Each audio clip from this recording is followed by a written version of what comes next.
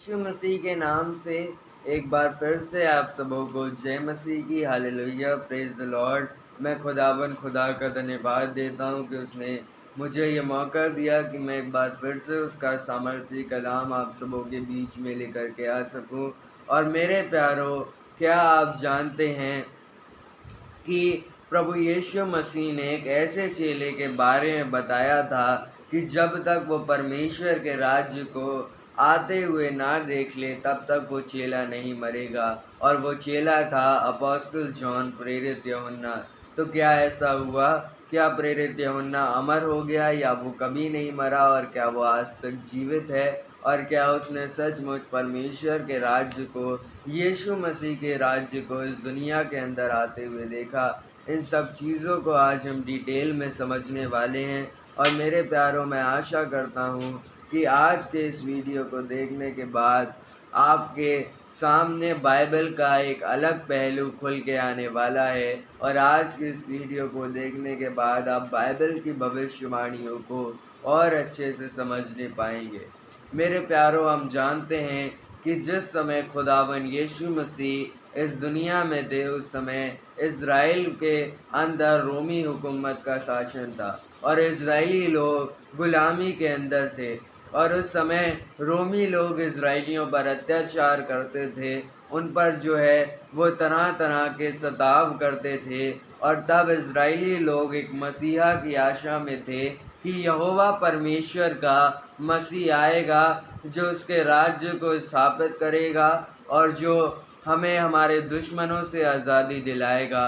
और मेरे प्यारों, जब यीशु मसीह ने अपना प्रचार करना शुरू किया तो लोग ये मान चुके थे कि हाँ, यीशु मसीह मसाया है। और आज हम जानते हैं कि सचमुच यीशु मसीह ही यहोवा खुदा का वो मसीहा था जिसके बारे में पुराने नियम के अंदर भविष्यवाणियाँ की गई थी। उस समय जो लोग थे वो सोचते थे कि यीशु मसीह जो है सचमुच तलवार उठाएंगे और वो इज़राइलियों के दुश्मनों का सत्यानाश करेंगे। पर मेरे प्यारों, एक समय आया जब यीशु मसीह को क्रूस पर चढ़ा दिया गया और यीशु मसीह मारे गए। मेरे प्यारों, ऐसा नहीं है कि यीशु मसीह जो है वो लाचार थे इसलिए वो मारे गए। वो वास्तव में हमारे गुनाहों के लिए सेक्रीफाइस उन्होंने अपना दिया ताकि वो हमें हमारे गुनाहों से आज़ाद कर सकें। और जब यीशु मसीह मार डाले गए तब चेलों और इज़राइलियों की आशा टूट गई। तब वो जो ये उम्मीद लगाए बैठे थे कि हाँ, यीशुआ ही मसीहा है, वो उम्मीद उनकी टूट गई। पर मेरे प्यारों, हम जानते हैं कि मृत्यु उसे बांध ना सकी और यीशु मसीह मरने के 3 दिन बाद उनका पुनरुत्थान हुआ और वो फिर से जीवित हुए। और मेरे प्यारों, तब हम देखते हैं वह अपने चेलों पर प्रकट हुए और तब चेले ये आशा लगा करके बैठे थे कि हाँ, ये ही मसीहा है, क्योंकि उनके सामने सारी भविष्यवाणियाँ पूरी हुई थी। यीशु मसीह मुर्दों में से जी उठा था, इसलिए अब चेलों को पूरा विश्वास हो गया था कि यीशु ही मसीह प्रभु है और वो अपने राज्य को दोबारा स्थापित करेगा। और मेरे प्यारों, हम देखते हैं जब यीशु मसीह अपने स्वर्ग उठाए जाने के समय जब वो जैतून पर्वत पर थे तो जैतून पर्वत पर उनके चेले उनसे ये सवाल पूछते हैं कि क्या तू इज़राइल को राज्य फेर देगा? और मेरे प्यारों, वो ये सवाल क्यों पूछते हैं? क्योंकि ज़करिया भविष्यवक्ता की किताब उसका 14 अध्याय हमको इस प्रकार से बताता है कि मसीहा जैतून पर्वत पर अपना पाँव धरेगा और उस समय जैतून पर्वत 2 टुकड़े हो जाएगा और उस समय धरती का खुदा एक होगा और वो खुदा होगा यहोवा। इसलिए चेले ये आस लगाए बैठे थे क्योंकि वो मसीहा के साथ जैतून पर्वत के ऊपर थे। इसलिए चेलों को पूरा विश्वास था कि यीशु मसीह उसी समय इज़राइल को अपने दुश्मनों से आज़ाद करेंगे और अपने राज्य को जो है वो इस धरती के ऊपर स्थापित करेंगे। पर मेरे प्यारों, हम देखते हैं ऐसा नहीं हुआ। यीशु मसीह उनके देखते ही देखते स्वर्ग के ऊपर उठा लिए गए। तब मेरे प्यारों, चेले ये सोच रहे थे कि हाँ, यीशु मसीह अभी दोबारा यू टर्न लेंगे, वो दोबारा आएंगे और खुदा के राज्य को स्थापित करेंगे। पर मेरे प्यारो, तब हम देखते हैं एक स्वर्गदूत ने उन्हें बताया, तब परमेश्वर का एक स्वर्गदूत उनके सामने प्रकट हुआ और वो चेलों को क्या बताता है कि देखो, ये जो यीशु है, जो इस समय तुम्हारे सामने से स्वर्ग के ऊपर उठा लिया गया है, वो वापस से इस दुनिया में आएगा। वो वापस से आएगा और तब वो अपनी सेकेंड कमिंग के अंदर अपने राज्य को इस दुनिया में स्थापित करेगा और तब इस धरती का खुदा और इस धरती का मालिक वही होगा। तो मेरे प्यारो, चेले यरूशलेम के अंदर जाते हैं और तब हम देखते हैं पेंतिकुस्त का दिन आता है, जब रूहे पाक चेलों के ऊपर उतरता है और जब चेले पवित्र आत्मा की सामर्थ्य से परिपूर्ण हो जाते हैं और वहाँ से चर्च एज की, जिस युग में हम आज जी रहे हैं, उस युग की शुरुआत होती है। और तब हम देखते हैं खुदावन यीशु मसीह का सुसमाचार पूरी दुनिया में प्रचार किया जाता है। मेरे प्यारो, इससे रिलेटेड एक और घटना भी है कि जब यीशु मसीह का स्वर्गारोहण नहीं हुआ था, उससे कुछ समय पहले यीशु मसीह जो हैं वो अपने चेलों के साथ तिबिरियास की झील के पास थे और तब वो पतरस को बताते हैं कि वो कैसी मौत मरेगा और वो किस प्रकार अपनी मौत के द्वारा परमेश्वर की महिमा करेगा। तब पतरस यीशु मसीह से एक सवाल पूछते हैं और वो सवाल पाया जाता है यूहन्ना रचित सुसमाचार उसके 21वें अध्याय की 21 आयत से लेकर हम पढ़ेंगे। उसे देखकर, यानी यूहन्ना को देखकर, पतरस ने यीशु से कहा, हे प्रभु, इसका क्या हाल होगा? यीशु ने उससे कहा, यदि मैं चाहूँ वह मेरे आने तक ठहरा रहे तो तुझे इससे क्या, तू मेरे पीछे हो ले। इसलिए भाइयों में यह बात फैल गई कि वह चेला कभी ना मरेगा। तो भी यीशु ने उससे यह नहीं कहा कि वह ना मरेगा, परंतु यह कि यदि मैं चाहूँ कि वह मेरे आने तक ठहरा रहे तो तुझे इससे क्या। अब मेरे प्यारो, यहाँ पर हम एक बात देखते हैं कि यीशु मसीह यूहन्ना के विषय में एक बात कहते हैं कि यदि मैं चाहूँ कि वह मेरे दूसरे आगमन तक ठहरा रहे तो तुम्हें इससे क्या।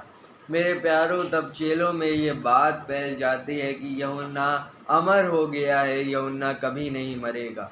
पर मेरे प्यारों, कई बार चेले भी वचन की व्याख्या ठीक से नहीं कर पाते थे। उन्हें लगा कि यीशु मसीह यूहन्ना को अमर करने की बात कर रहे हैं, पर ऐसा नहीं था मेरे प्यारों।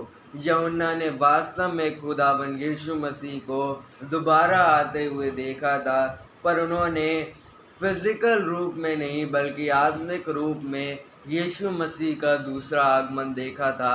और वो हम कैसे जानते हैं मेरे प्यारों? जब यीशु मसीह इस स्वर्ग के ऊपर उठा लिए जाते हैं और जब उनके स्वर्ग उठाए जाने के 70 साल बाद, लगभग 70 ईस्वी 70 एडी के लगभग, जो रोमन सरकार थी उसके द्वारा यरूशलेम पर हमला किया जाता है और मंदिर को, जो यहूदियों का पवित्र मंदिर था, उसे ख़त्म कर दिया जाता है, उसको शहीद कर दिया जाता है। और उस समय तक खुदावन यीशु मसीह के लगभग सारे चेले शहीद हो चुके थे, मारे जा चुके थे और उस समय केवल एक ही चेला जीवित बचा था और जो था यूहन्ना। और मेरे प्यारों, हम जानते हैं कि यूहन्ना से रोमी सरकार के लोग बहुत नफरत करते थे और यूहन्ना को मारने की रोमी सरकार ने बहुत कोशिश की। उसे कभी खौलते हुए पानी में डाला गया, तो उसे कभी अलग अलग प्रकार की यातनाएं दे देकर मार डालने की कोशिश की गई, पर वो नहीं मरा, क्योंकि खुदा को उसे अपना दूसरा आगमन, प्रभु यीशु मसीह को उसे अपना जलाल दिखाना था। और तब हम देखते हैं कि यूहन्ना को पतमोस नामक टापू पर एग्जाइल के लिए भेज दिया जाता है। उसको पटमोस नामक एक टापू पर भेज दिया जाता है, जहाँ पर वो अपनी शेष ज़िंदगी को बिताए और वहाँ पर ही वो मर जाए।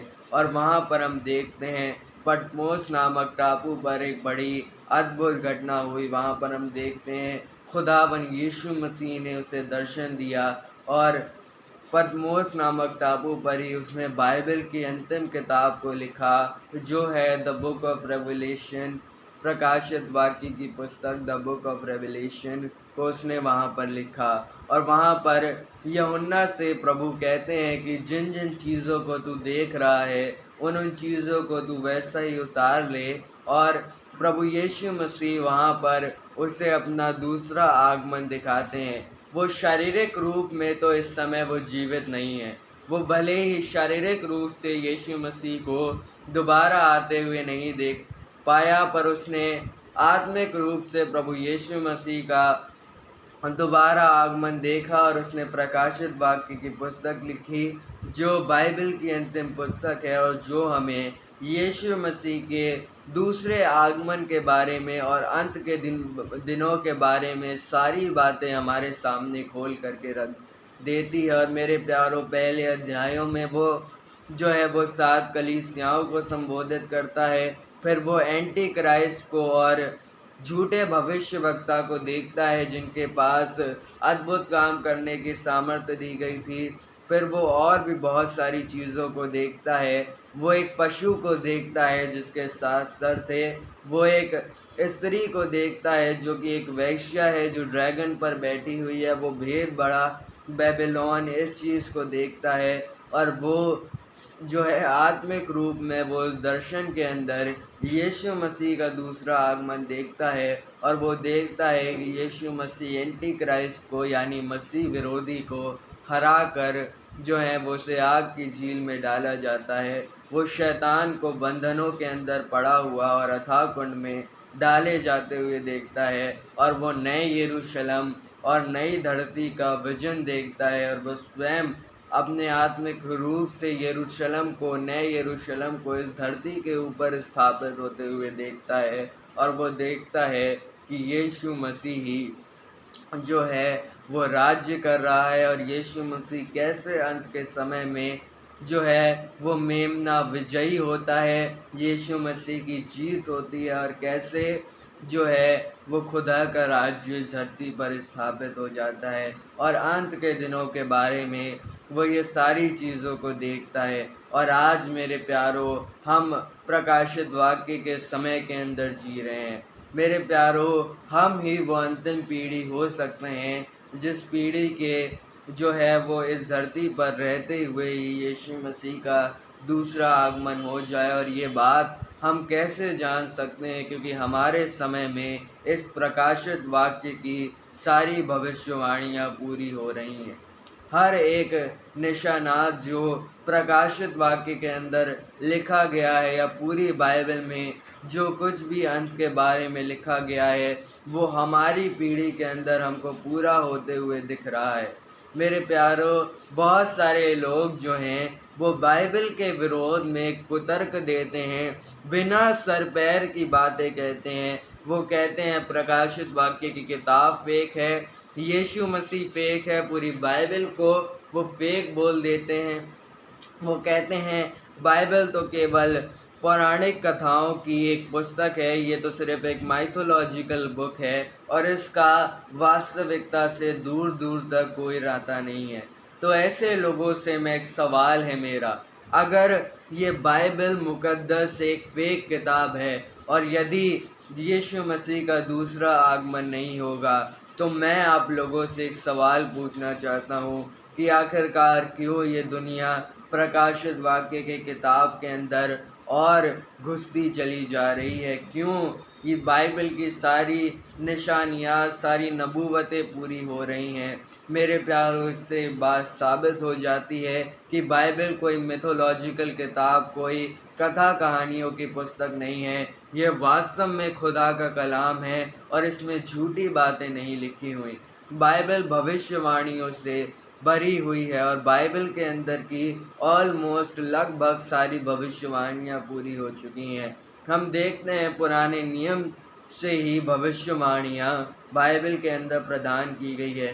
बाइबल के अंदर देखिए, यीशु मसीह के 700 वर्ष पूर्व यशाया भविष्यवक्ता ने भविष्यवाणी की थी कि एक कुंवारी गर्भवती होगी और वो मसीह को जन्म देगी और हम देखते हैं ये भविष्यवाणी पूरी हुई और बाइबल के अंदर इज़राइल के देश बनने की भविष्यवाणी है और हम देखते हैं वो भविष्यवाणी भी 1947 या 1946 के लगभग पूरी हो चुकी है और बाइबल की लगभग तमाम निशानियाँ, तमाम नबूवतों को हम पूरा होते हुए देख रहे हैं। जितनी भी भविष्यवाणियाँ इसके अंदर थीं, वो धीरे-धीरे पूरी होती चली जा रही हैं। तो मेरे प्यारों, ये एक साइन है, ये परमेश्वर की वार्निंग है हम सब के लिए कि यीशु मसीह का आगमन बहुत नज़दीक है। और बहुत नज़दीक से मेरा मतलब बहुत ही नज़दीक हो सकता है कि यीशु मसीह आने वाले 10-20 सालों के अंदर ही इस धरती पर दोबारा आ जाए मेरे प्यारों। और इस बार वो मेमने के रूप में नहीं बल्कि वो यहूदा के शेर के रूप में आएगा और वो हर एक मनुष्य का न्याय करेगा। और मेरे प्यारों, हम यूहन्ना के प्रकाशित वाक्य को साक्षात अपनी आंखों के सामने पूरा होते हुए देख रहे हैं। और अगर अब भी मसीह लोग कबूतर की तरह आंखें बंद करके बैठे रहते हैं और कहते हैं कि नहीं नहीं, बाइबल की भविष्यवाणियाँ पूरी नहीं हो रही हैं, यीशु मसीह तो कभी आएगा ही नहीं, तो मेरे प्यारों, फिर ये हमारी मूर्खता है। फिर हम अपने आप को ही मूर्ख साबित कर रहे हैं ये कुतर्क दे देकर।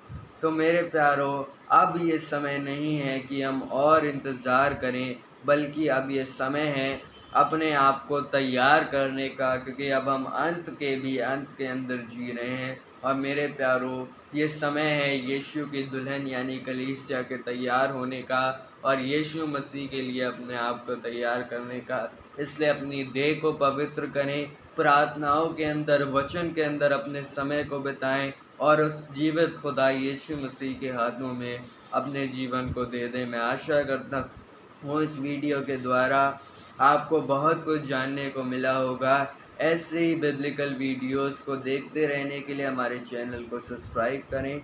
आप सबों को जय मसीह की। Hallelujah, praise the Lord.